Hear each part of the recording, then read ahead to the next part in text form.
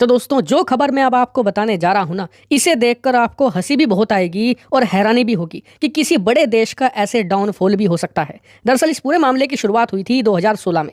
2016 तक तुर्की एक ऐसा देश था जिसकी टोटल अर्थव्यवस्था दुनिया के टॉप 10 देशों में आती थी। यहाँ तक कि एक बार को तो तुर्की अपनी अर्थव्यवस्था को दुनिया में 8वें स्थान तक भी ले गया था। यहाँ तक कि इनकी मिलिट्री भी बहुत ज्यादा स्ट्रॉन्ग थी। दुनिया में अलग अलग देशों में जाकर ये ऑपरेशन भी अंजाम दे रहे थे। सब कुछ बढ़िया चल रहा था। लेकिन फिर आता है साल 2016। तुर्की के राष्ट्रपति रेसेप तैयब अर्दोगान ख्वाब देखते हैं खलीफा बनने का। अब आप कहेंगे कि खलीफा क्या होता है, तो देखिए, इनके अनुसार दुनिया में जितने भी मुसलमान हैं और मुस्लिम देश हैं, उन सभी का जो एक लीडर होगा, जो उसे सब मानेंगे, उसे कहा जाएगा खलीफा। तो अर्दोगान ये चाहते थे कि जितने भी दुनिया के मुस्लिम देश हैं, वो सभी के सभी इन्हें अपना सर्वोच्च नेता मानकर इन्हें खलीफा बना दे। लेकिन अर्दोगान का यही ख्वाब आज तुर्की के जी का जंजाल बन चुका है। बल्कि ये कहिए कि इस ख्वाब ने तुर्की को पूरी तरीके से बर्बाद कर डाला है। वो कैसे? दरअसल अर्दोगान के इस ख्वाब में सबसे बड़ा रोड़ा था एक देश जिसका नाम था सऊदी अरेबिया, जो दुनिया के तमाम मुस्लिम वर्ल्ड और तमाम मुस्लिमों को लीड कर रहा था। और सऊदी अरेबिया आप जानते हैं कि पैसे से भी और सपोर्ट से भी बहुत ही ज्यादा मजबूत देश है। ऐसे में सऊदी अरेबिया को मुस्लिम वर्ल्ड के लीडर की पोजीशन से हटाना अपने आप में एक बहुत बड़ा चैलेंज था।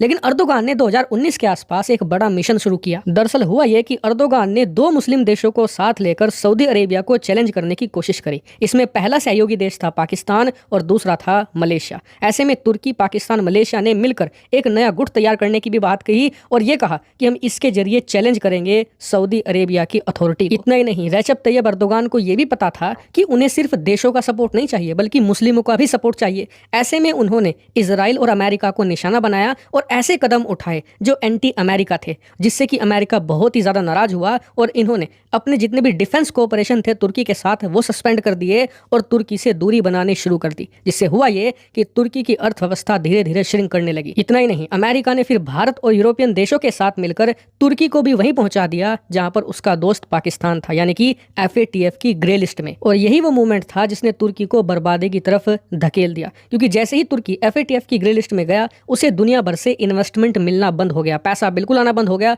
उसके बाद भयानक भूकंप आया जिसने तुर्की के तमाम इंफ्रास्ट्रक्चर को बुरी तरीके से बर्बाद कर डाला। और आज की तारीख में तुर्की के अंदर स्थिति यह है कि इन्फ्लेशन यानी कि महंगाई ने इतिहास के सारे रिकॉर्ड तोड़ डाले हैं। दूसरे विश्व युद्ध में भी तुर्की के अंदर कभी इतनी महंगाई नहीं थी जितनी आज है। तुर्की की जो मुद्रा है लीरा, वो कम से कम 400% गिर चुकी है पिछले कुछ सालों के अंदर। लेकिन तुर्की को लेकर आज जो खबर निकलकर सामने आई है ना, उसने पूरी दुनिया के सामने तुर्की और तुर्की के राष्ट्रपति रेसेप तैयब अर्दोगान को हंसी का पात्र बना दिया है। पूरी दुनिया हंस रही है इनके ऊपर। क्यों? क्योंकि अर्दोगान उन्हीं अरब देशों के पास जाकर झोली फैलाकर पैसा मांग रहे हैं कि हमारी अर्थव्यवस्था को बचा लो, वरना हम दिवालिया हो जाएंगे। किसी तरीके से हमें 2 बिलियन 4 बिलियन दे दो जिससे कि हम बच जाएं। और जैसा कि स्क्रीन पर आप आर्टिकल देख सकते हैं कि अब से 20 दिन पहले अर्दोगान गए थे सऊदी अरेबिया, उसके बाद अब से 2 हफ्ते पहले ये UAE गए और इस समय ये कतर, कुवैत के दौरे पर है। ये हर जगह से $1-1, $1.5 बिलियन इकट्ठा कर रहे हैं ताकि अपनी देश की अर्थव्यवस्था को बैंकरप्सी से बचाया जा सके। जी हाँ, अब तुर्की के राष्ट्रपति भी वही कर रहे हैं जो पाकिस्तानी सेना के जनरल, पाकिस्तान के प्रधानमंत्री करते हैं। जब भी ये आर्थिक संकट में फंसते हैं,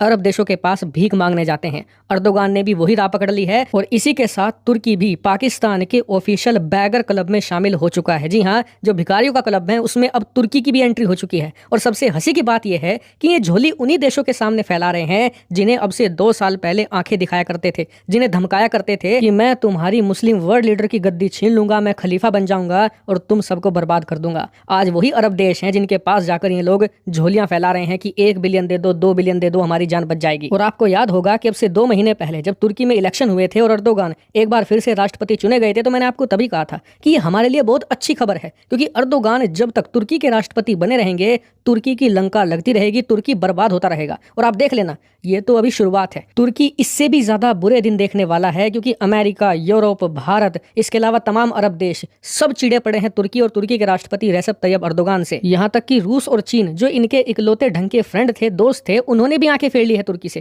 क्योंकि तुर्की ने उनसे मदद लेकर उन्हें भी खूब परेशान किया। भाई, रूस से S-400 लिया, अनाज लिया और फिर यूक्रेन को ड्रोन सप्लाई कर दिए। चीन से पैसा लिया, इन्वेस्टमेंट लिया और फिर उइगर का मुद्दा उठा दिया, जिस वजह से ये दोनों देश अपने आप को ठगा महसूस कर रहे हैं और तुर्की से बात करने को भी तैयार नहीं है। यानी कि पूरी दुनिया में पाकिस्तान के अलावा तुर्की की कोई भी मदद करने आगे नहीं बढ़ रहा। और इसीलिए मैं आपसे कहूंगा कि आप देखिएगा आने वाले वक्त में तुर्की के साथ क्या क्या होता है। और इसके लिए आप चैनल को सब्सक्राइब जरूर कर लेना, क्योंकि जैसे ही कोई बड़ी खबर आएगी मैं तुरंत आपको सूचित कर दूंगा। फिलहाल इस वीडियो में इतना ही। Thank you very much for watching.